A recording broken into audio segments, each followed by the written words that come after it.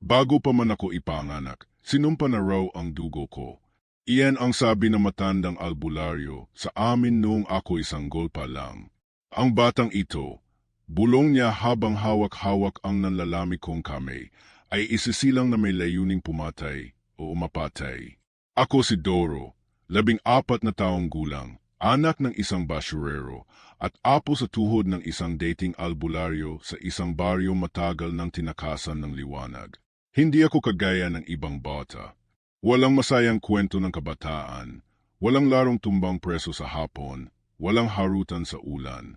Ang kinalakhan kong musika ay ang sipol ng hangin tuwing oras ng gabi at ang kaluskos ng mga aninong walang katawan. Simulat sa pool, itinatakwil na ako ng mga tao sa baryo. Anak na malas, ika nila. Mula nang namatay si mama sa panganganak sa akin, sunod-sunod ang kamalasan sa aming lugar. May nawala, may nalunod, may nawalan ng bait.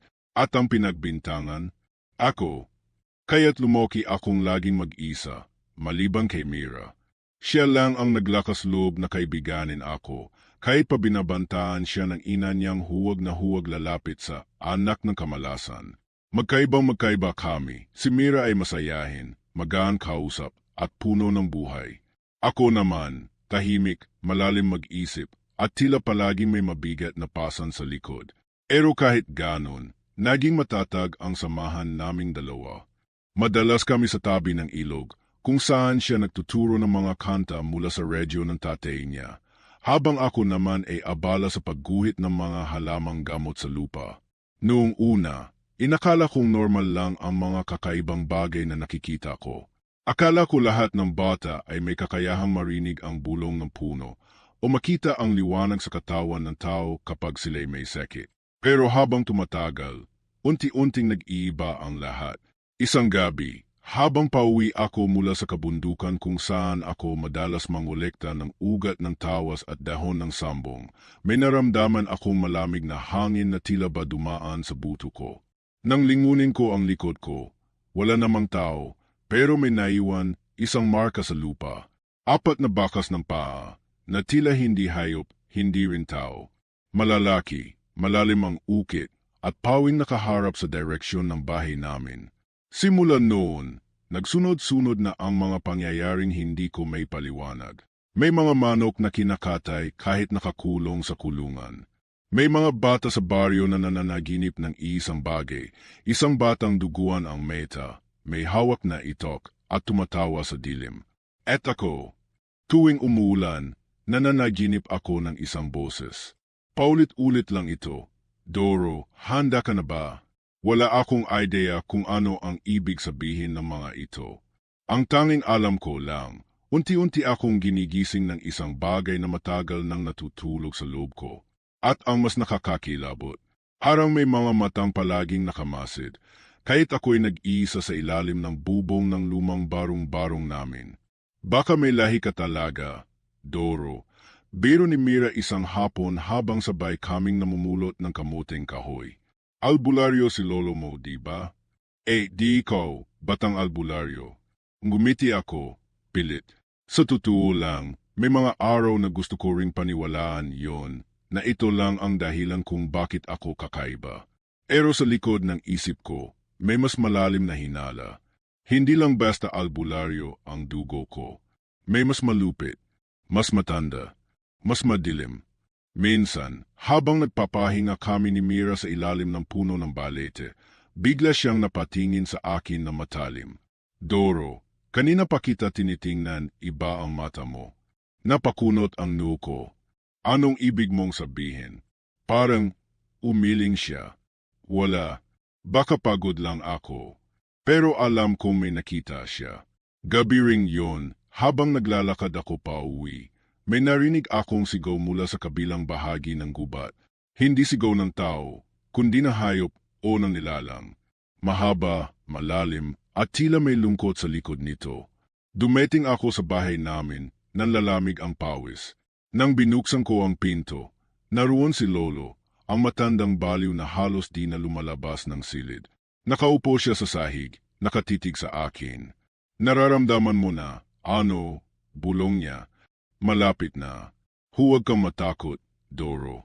Ikaw ang huling pag-asa natin. Pag-asa saan, Lolo? Tanong ko, halos pabulong. Ngunit imbes na sagutin ako, itinuro niya ang lumang bowl sa ilalim ng kanyang higaan. Pag dumilim ang buwan at magpakita ang dugo, buksan mo, Yen. Pero huwag ngayon. Hindi pa oras. Makalipas ang ilang gabi, napansin ni Mira na may sugat ako sa likod. Hindi ko alam kung paano ako nagkaroon noon. Para bang tinaga ako habang natutulog.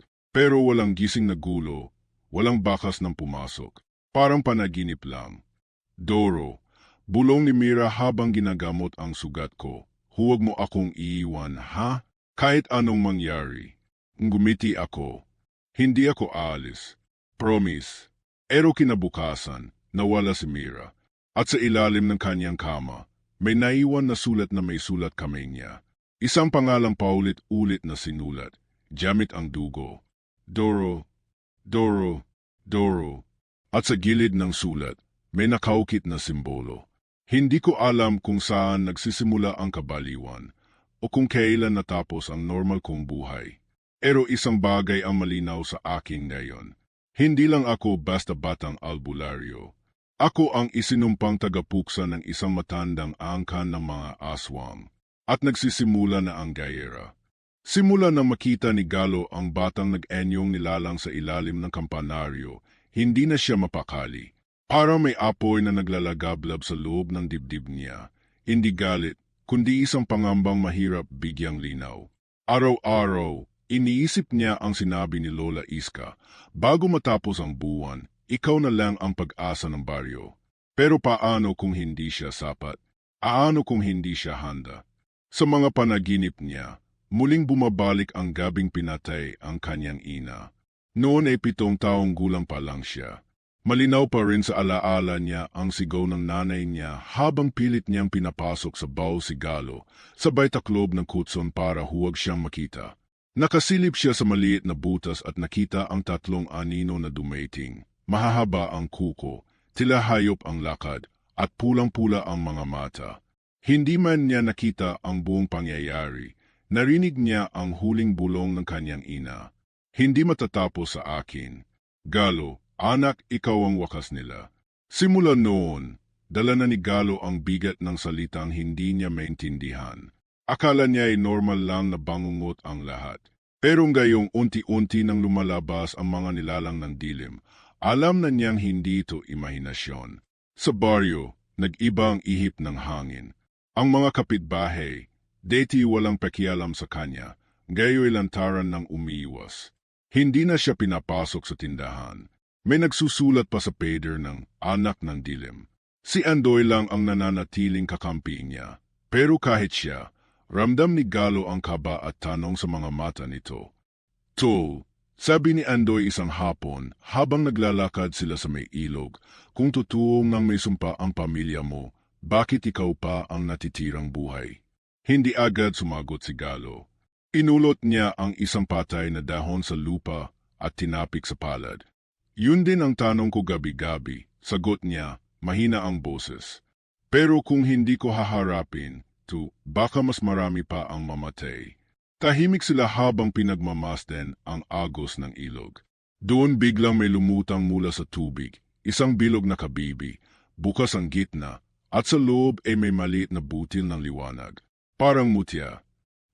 Ano yan? Usisa ni Andoy, pero si Galo, parang may kung anong puwers ang nagtulak sa kanya para damputin iyon. Agabot ng kabibi sa palad niya, agad na umihip ang hangin. Lumingon sila, at sa gitna ng batis ay may lumitaw na nilalang, isang matandang lalaki, tila yari sa tubig at liwanag. Ang mga mata nito ay kulay asul, parang dagat na kalmado pero malalim. Ako si Amando, sabi na nilalang. Albularyong tagapagtanggol ng pagitan, na mundo ng tao at mundo ng mga nililihim. Napaatras si Andoy, pero si Galo, na natiling nakatayo, hawak pa rin ang kabib na ngayon ay mainit na sa kamay. Anong gusto mo sa akin? Tanong niya. Hindi ko gusto, sagot ni Amando. Kailangan ka ng balance. May isa nang gumising sa lahing nilimot, ang huling pinuno ng angkan ng itim. At ikaw lang, Galo, ang may dugo at lakas para tapusin ang tanikalang yan. Hindi ko to gusto. Biglang tugon ni Galo, nanginginig. Gusto ko lang mabuhay ng tahimik. Ayokong pumatay, ayokong makipaglaban. Hindi mo nahawak ang katahimikan, sagot ni Amando. Simula pa noon, pinili ka na. Mula sa kabibi, lumabas ang liwanag at bumalot sa buong katawan ni Galo. Sa panandaliang saglit, nakita niya ang mga alaala na nakaraan, mga aswang na pumapatay sa gabi, ang kanyang ina na lumalaban gamit ang dahon ng saging na may orasyon, ang kanyang ama na lumuluhod sa harap ng itim na anito. Doon niya na lamang hindi tumakas ang kanyang ama, kundi naging isa sa kanila.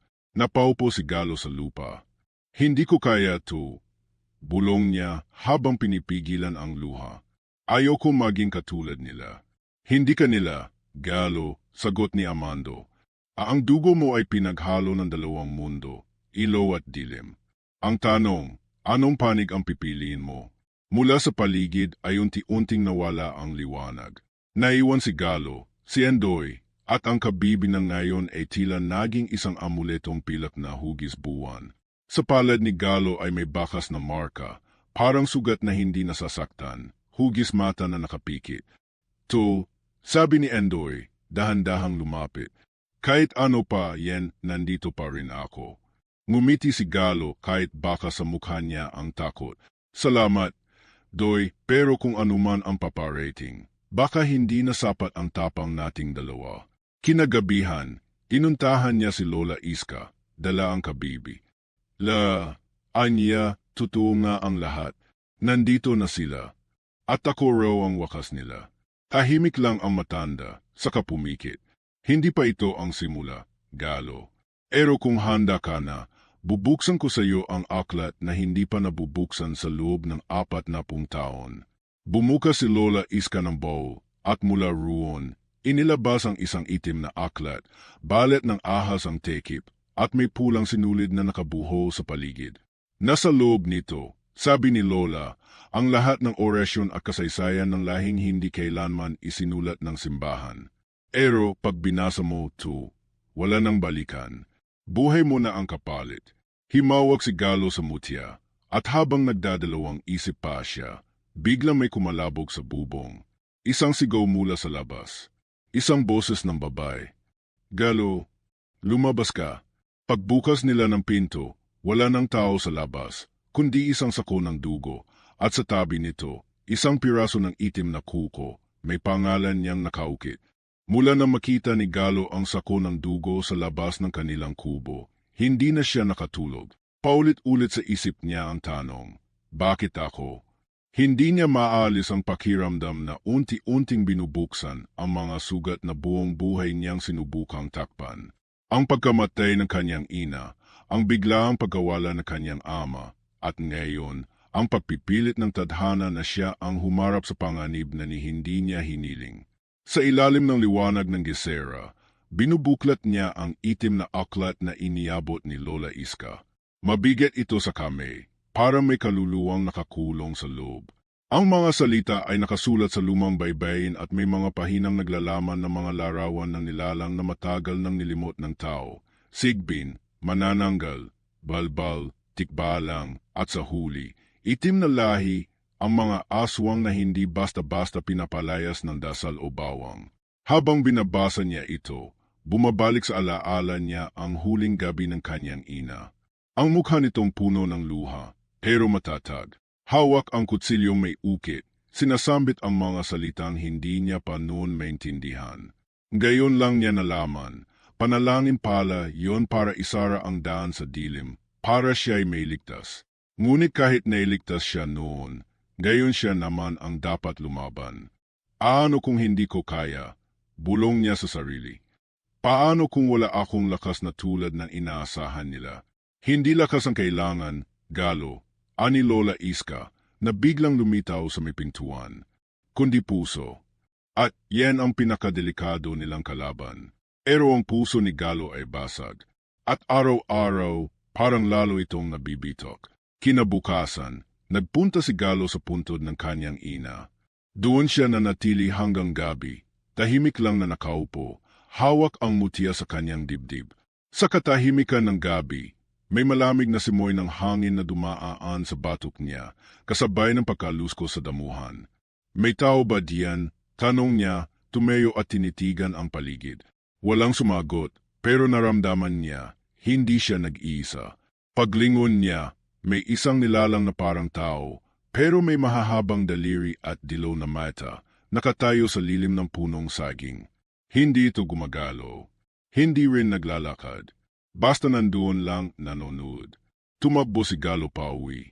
Ngunit kahit na-rating na niya ang kubo, ramdam pa rin niya ang presensyang iyon na parang may matang sumusunod, sumisilip sa bawat sulok ng bahay. May sumusunod sa akin, halos pabulong niyang sabi habang hinihingal. Isa na naman sa kanila. Alam ko, sagot ni Lola Iska habang pinapalibutan ang bahay ng dahon ng alagaw. Ngayon pa lang sila nagsisimula. Binubuwag nila ang loob mo. Hindi ka pa nila papatayin. Gugustuhin muna nilang mawalan ka ng tiwala sa sarili. Para pagdating ng oras, ikaw na mismo ang bibitaw. At totoo nga, gabi-gabi si Galo ay binabangungot. Nakikita niya ang kanyang ama, duguan, humihingi ng tawad. May mga sigaw na nagmumula sa ilalim ng lupa. Minsan, naririnig niya ang tinig ng batang babae na naging halimaw, himihingi ng tulong, umiyak, pero sa huli ay nagiging tawa ng nilalang. Si Andoy naman, kahit laging kasama, napansin niyang tila may itinatago. Minsan, nahuli niyang nakatitig ito sa kanya na matagal, parang may gustong sabihin, pero hindi makapagsalita.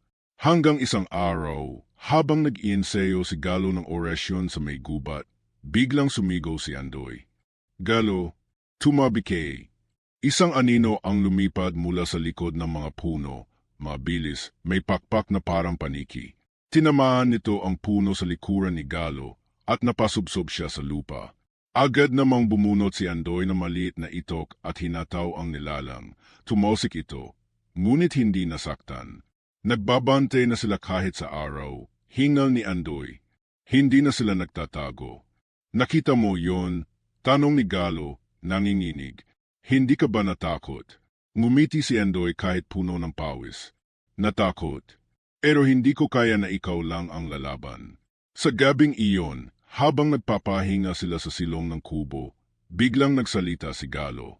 Andoy, kung sakaling hindi ko kayanin. Kung sakaling mawalan ako ng sarili sa gitna ng gayera. Tumigil ka nga, sabat ni Andoy. Hindi ka mawawala. Hindi ka matatalo. At kung matalo ka man, ako ang unang babangon para tapusin ang sinimulan mo. Tahimik si Galo. Pinikit niya ang mga meta. Sa loob ng kanyang dibdib, isang apoy ang unti-unting muling nagliliyab. Hindi pa man siya ganap na handa, pero alam niyang hindi siya nag-iisa.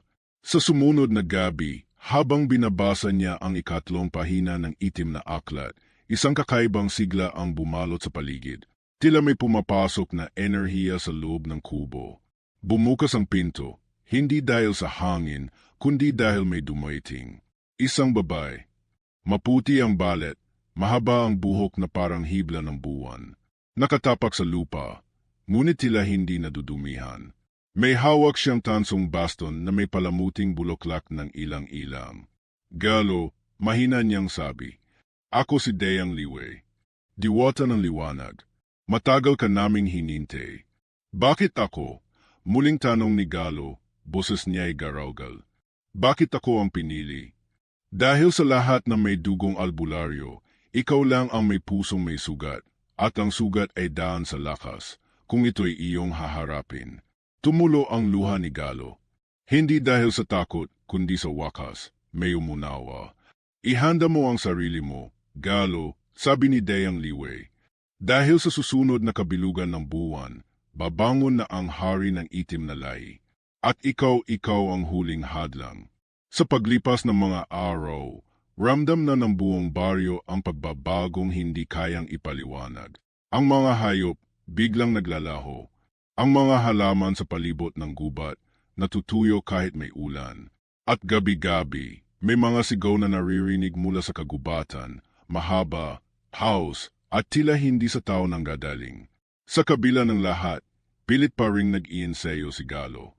Kasama si Andoy, araw-araw nilang tinituklas ang mga pahina ng itim na aklat. Inaabot hanggang madaling araw ang pagbabasa ng orasyon at pagpractice ng depensa. Ngunit sa bawat hakbang na papalapit sila sa gayera, mas lalong bumibigat ang loob ni Galo. Hindi lang dahil sa takot, kundi dahil sa tanong na hindi niya maalis. Paano kung ako mismo ang maging dahilan ng pagkatalo? Tol, bulong ni Andoy habang nagbabante sa may pinto ng kubo. Di mo kailangang mag-isa sa laban. Kahit na hindi ako albularyo, hindi kita iiwan. Napangiti si Galo, kahit mabigat ang mata. Alam ko, Doy, pero minsan, parang ako na lang ang hindi naniniwala sa sarili ko. Tahimik sandali si Andoy, bago muling nagsalita. Galo, sa totoo lang, ako rin takot. Pero kung ang takot natin ang pipigil sa'yo, di pa man nagsisimula ang laban, talo na tayo. Tiningnan ni Galo ang mutya na suot niya sa lig. Luma na ito, parang kahit kailan puputok na. Pero habang hinahawakan niya ito, pakiramdam niya ay may bagay sa loob niya na pilit gumigising. Isang sigla na tagal nang natutulog. Lumipas pa ang ilang gabi. Isang umaga, nagising silang may bakas ng mga kuko sa pader ng kubo. Malalalim, duguan, sa lupa, may mga yapak na pabalik ng gubat, ngunit hindi paanan ng tao. Parang mga kamay, apat lang ang daliri, at ang hakbang ay patagilid. Kahit hindi pa sila umatek ng hayagan, nilalaro na nila ang isip natin. Bulong ni Lola Iska habang tinatakpan ang bakas ng asin. Sinusubok nila kung kailan ka bibigay. Nang gabing yon, habang nagpapahinga si Galo sa silong ng bahay, biglang nanginig ang lupa. Hindi lindo. Isa lang itong pagyanig, mahina pero matalim, para bang may dumaan na anino sa ilalim ng lupa. Tumayo siya agad, hawak ang baston na iniwan ni Dayang Liway. Mula sa malayo, narinig niya ang tila unggol ng isang nilalang. Ngunit pagtingin niya sa paligid, tahimik pa rin ang gabi. May dumarating, sabi niya halos pabulong. At hindi siya nag-iisa. Kinabukasan, pumunta sila ni Andoy sa paanan ng bundok, kung saan unang lumitaw ang mga anino. At doon nila nakita ang bakas ng kapangyarihan ng kaaway. Isang punong balete, deti punong-puno ng dahon, gayo'y itim na ang katawan, parang sinunog. Ang mga ugat nito, umabot hanggang lupa at parang pumalibot sa bangkay ng isang baboy ramo, tuyot, walang dugo, at may marka sa lig, dalawang tuldok, parang kagat. Napaetra si Galo. Aswang, pero bago pa sila makalayo, biglang may umalingaw-ngaw na sigaw mula sa itaas ng punong kahoy. Isang babaeng nakaputi, duguan ang bibig, at ang matay walang puti, puro dilaw. Nakatayo ito sa sanga, pero hindi gumagalaw. Parang estetwa. At mula sa katawan niya, may tumutulong itim na likido. Tol, Galo, huwag tayong lalapit, bulong ni Andoy. Hindi siya tao. Pero si Galo, hindi makagalaw. Tila may kung anong hinihigop ang lakas niya habang nakatitig sa nilalang. Hindi siya ang tunay na panganib, sabi ng tinig ni Dayang Liway sa kanyang isip. Isa lang siya sa mga bante. Ang hari nila, gising na. Nang maputol ang koneksyon, napaatra si Galo. Kailangan na nating bumalik. Pagdating sa bahay, sinalubong sila ni Lola Iska, may hawak na buntal ng halamang gamot at lumang pamaypay. Malapit na ang kabilugan ng buwan, sabi niya. Kapag sumapit yon, bubukas ang pintuang itim. Doon lalabas ang hari nila, ang pinuno ng angkan na pinagsimulan ng lahat. Tumingin si Galo sa paligid, sa kanilang maliit na tahanan, sa kaibigan niyang hindi kailanman bumitaw, at sa matandang nag-alaga sa kanya mula pagkabata. Ramdam niya ang bigat ng bawat hininga. Hindi niya ito pinili. Hindi niya ito hiniling. Ngunit siya ang narito. Siya ang naiwan. At kahit hindi pa rin nawawala ang takot sa puso niya, may liwanag ng dahan-dahang sumisindi sa kanyang dibdib. Sa gabing iyon, habang nag-iensayo ng panibagong orasyon si Galo sa ilalim ng buwan, biglang bumigat ang hangin. Tumigil ang mga kuliglig. Kumuti ang paligid, hindi dahil sa buwan, kundi dahil sa usok. Mula sa ulap na iyon, Lumitaw ang isang nilalang na may mahabang damit, wala ang mukha, at lumulutang sa air. Galo, bulong ng nilalang, sa loob ng 3 gabi darating ang iyong wakas. Ang hari ay nagising na, at ang dugo mo, siya magbubukas ng daan. Pagkawala ng nilalang, tumayo si Galo, pawis na pawis, nanginginig pero hindi umatras. Kung ito na ang simula, bulong niya sa sarili, handa akong mamatay, basta hindi kayo ang madamay. Ngunit sa likod ng kanyang tapang, may isang katotohanan hindi niya pa rin maamin, na ang dugo sa loob niya ay hindi lang ng albularyo, kundi may halong itim na lahi. At sa gabi ng kabilugan ng buwan, kailangang harapin niya hindi lang ang mga halimaw sa labas, kundi ang halimaw sa loob niya.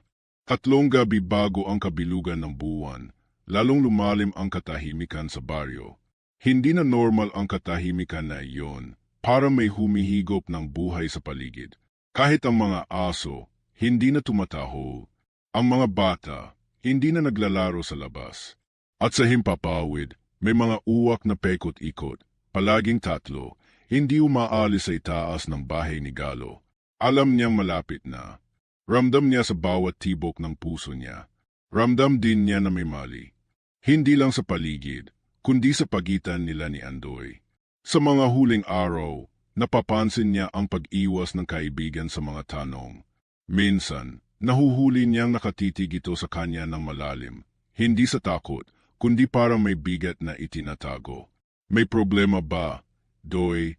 Tanong ni Galo minsan, habang inaayos nila ang mga dahon ng alagaw sa paligid ng bahay. Wala, tol. Pagod lang siguro. Sagot ni Andoy, mabilis, hindi tumingin sa mata. Halika na, tapusin na natin to. Pero alam ni Galo, may hindi sinasabi ang matalik niyang kaibigan. Kinagabihan, habang tulog si Lola Iska sa silid at si Galo na may nagpapahinga sa dapugan, biglang dumating si Dayang Liway. Tahimik, parang alingaw-ngaw lang ng hangin. Hawak pa rin ang tansong baston at sa mga mata niya ay may kaba. Galo, mahinang sabi ng diwata, may nagbukas ng lagusan. Hindi ikaw, at hindi kami. Isa sa malapit sa iyo ang may hawak ng susi. Napatingin si Galo sa labas, kung saan nakita niya si Andoy, nakaupo sa ilalim ng puno, tila may hawak na bagay na kumikislap sa dilim. Nilapitan niya ito, mabagal ang hakbang, nanginginig ang kamay. Andoy, anong hawak mo? Nagulat ang kaibigan. Agad niyang tinago sa bulsa ang bagay. Wala to. Bato lang. Doy, wag mo na akong lokohin, putol ni Galo. Ano yung hawak mo? Hindi na kumibo si Andoy. Dahan-dahan niyang inilabas ang bagay mula sa bulsa, isang amuletong itim, bilog, at may ukit ng maita. Pareho na marka na lumitaw sa palad ni Galo noong unang beses niyang hinawakan ang mutya. Pero ito, mas madilim, mas malamig, at ang tibok ng puso ni Galo ay parang huminto. Saan mo nakuha yan? Boses niyang garalgal. Muling tumingin si Andoy sa kanya. May bigat. Matagal na. Noong gabi na tinakasan natin, yung nilalang sa punong balete. Hindi ko alam kung bakit ako nilapitan, pero may boses na nagsabing ibigay ko raw to sa iyo sa tamang oras. Kanino galing? Tanong ni Galo. Gayon ay nanginginig na. Hindi ko alam, sagot ni Andoy. Pero simula noong hawak ko, naririnig ko na ang mga boses. At Galo, isa lang ang paulit-ulit nilang sinasabi. Ano? Ikaw ang susi. Ikaw ang pagbubukas. Parang binuhusan na malamig na tubig si Galo. Biglang nagbalik ang mga alaala, ang katahimikan ng kanyang pagkabata, ang pagkamatay na ina niya, ang pagkawala ng ama niya, at ang mutya sa liig niya, na biglang kumislap ng hawakan niya ang itim na amuleto ni Andoy. At doon niya naintindihan, hindi siya ipinanganak para lang maging tagapagtanggol. Ipinanganak siya para maging pinto. Hindi lang ako ang wakas nila. Mahina niyang sabi, ako ang daan para bumalik sila sa mundo. Tumayo si Galo, nanginginig, hindi dahil sa lamig, kundi sa bigat ng katotohanan. Doy, kung tama ang hinala ko, baka simula pa lang, ginamit na tayo. At baka hindi aksidente ang lahat. Galo, lumapit si Andoy. Hindi kita niloko. Akala ko matutulungan kanyan.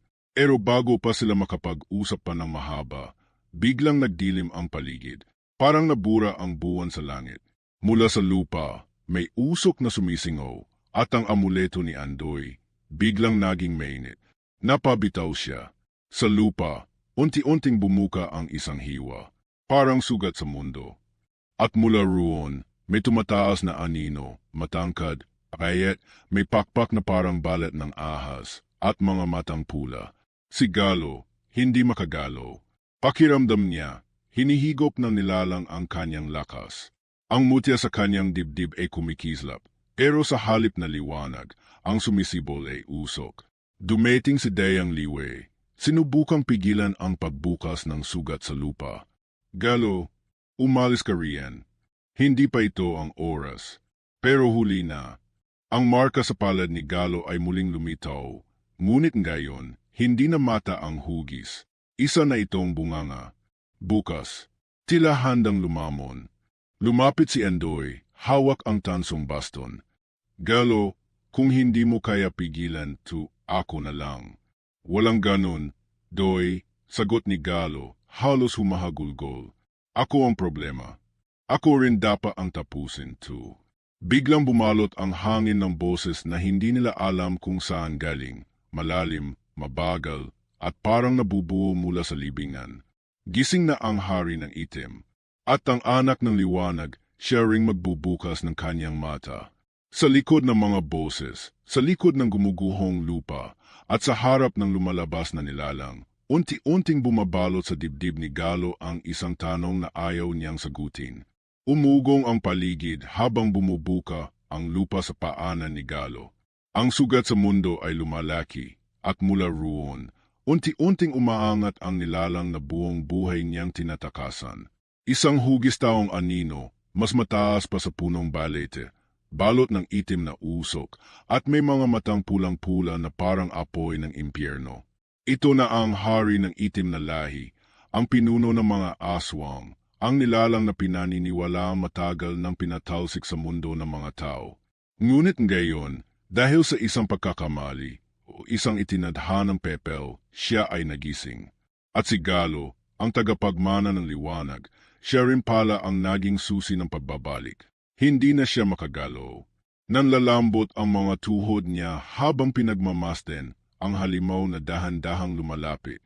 Sa bawat hakbang nito, ang lupa ay nabibitok, ang mga halaman ay namamatay, at ang hangin ay lumalamig na parang nalulunod sa dilim. Galo, sigaw ni Dayang Liwe mula sa likod. Kaya mo, ang dugo mo ay hindi lang sa dilim. Tandaan mo kung sino ka. Ngunit parang bingi na si Galo.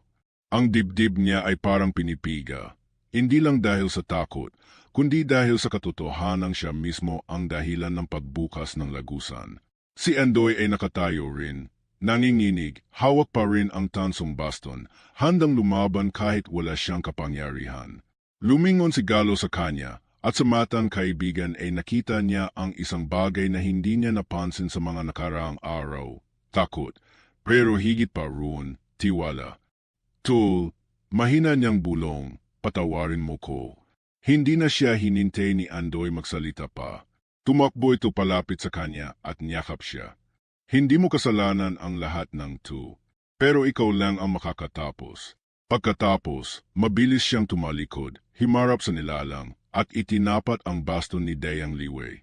Kung dadaan ka sa kanya, dadaan ka muna sa akin. Tumawa ang halimaw, malalim, parang kalawang na bakal.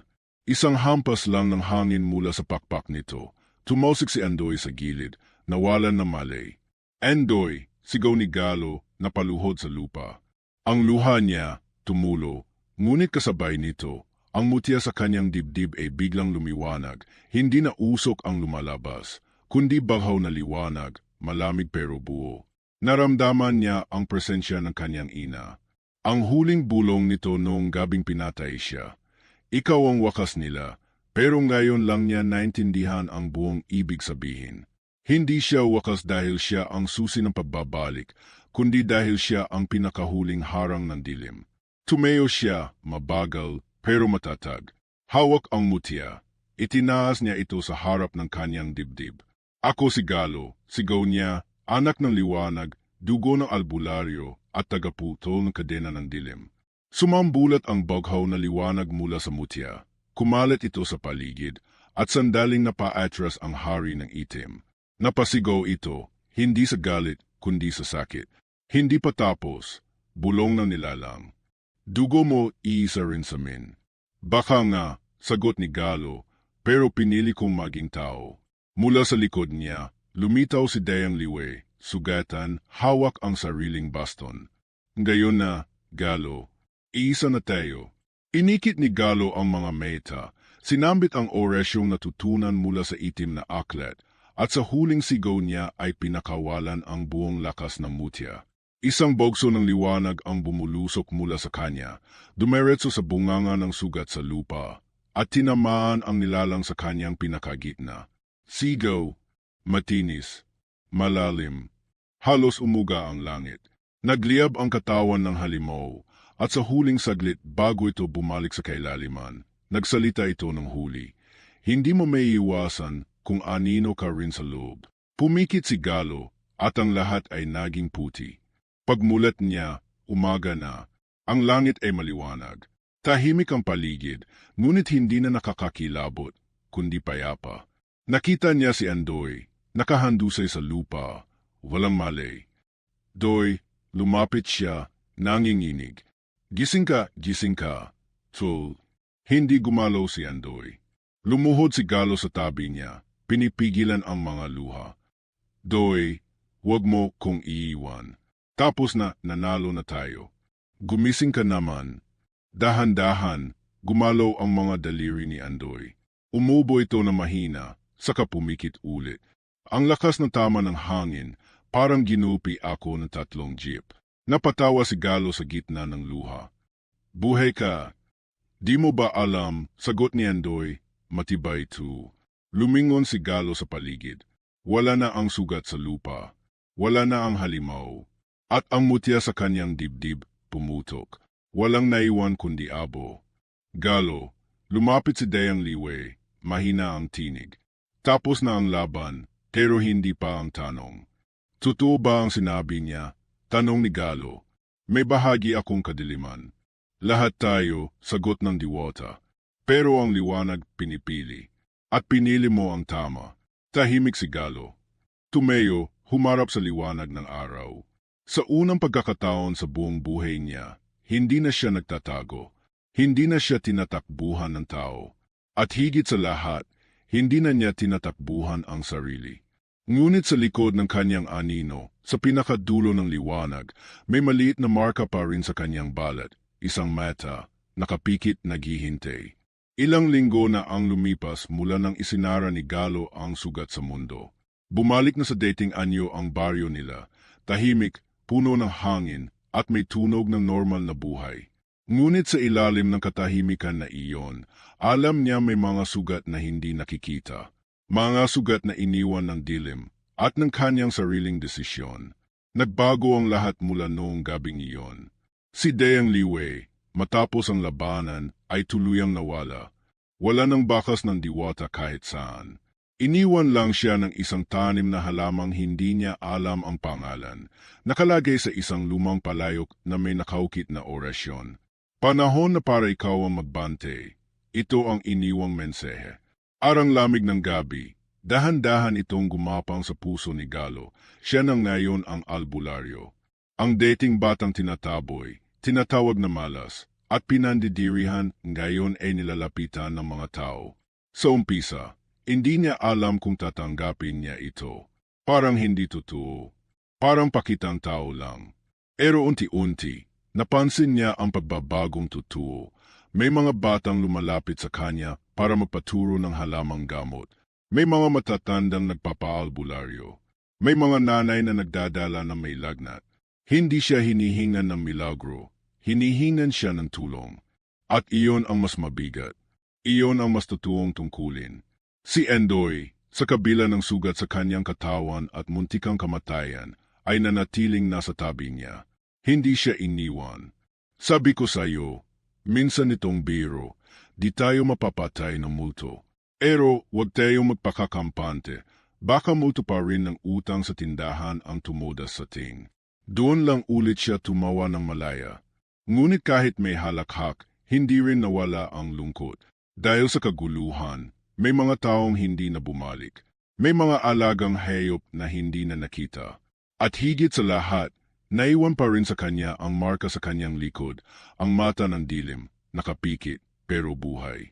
Isang gabi, habang mag-isa siya sa kubo ng lolo niyang deity niyang kinatatakutan, umulan. Malamig ang gabi. Tahimik ang hangin. Nakatingin siya sa lumang lampara at biglang pumasok sa isip niya ang tanong, kung hindi ko pinili ang liwanag, ano na kaya ako ngayon? Hindi niya alam ang sagot, pero ang sigurado niya, wala na siya sa dilim. Dumaan siya sa puntod ng kanyang ina kinabukasan. Bitbit niya ang mga halamang itinuro ni Deyang Liwei. Pinunasan niya ang alikabok sa lapida. Nagawa ko na po, mahina niyang sabi. Pero ang tanong, kaya ko ba pang ituloy?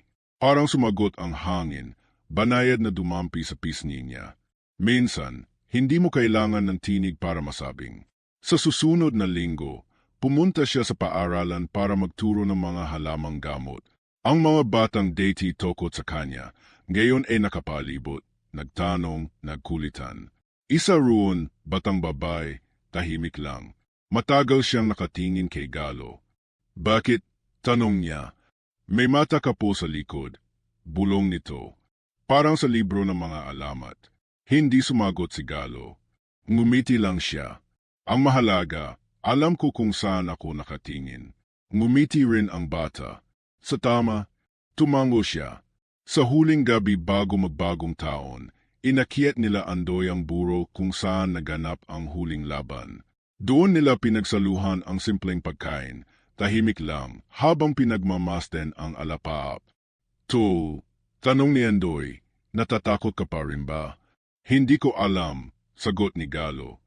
Pero sa totoo lang, mas natatakot ako na hindi ko kayanin.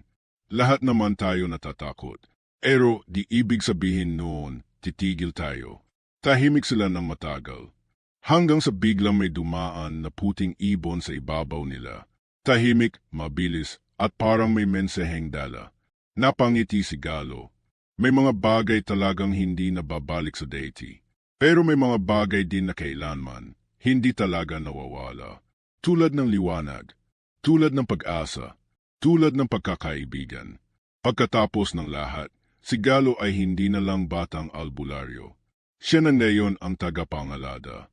Ang bantay, hindi ng baryo lang, kundi ng balance sa pagitan ng dilim at liwanag.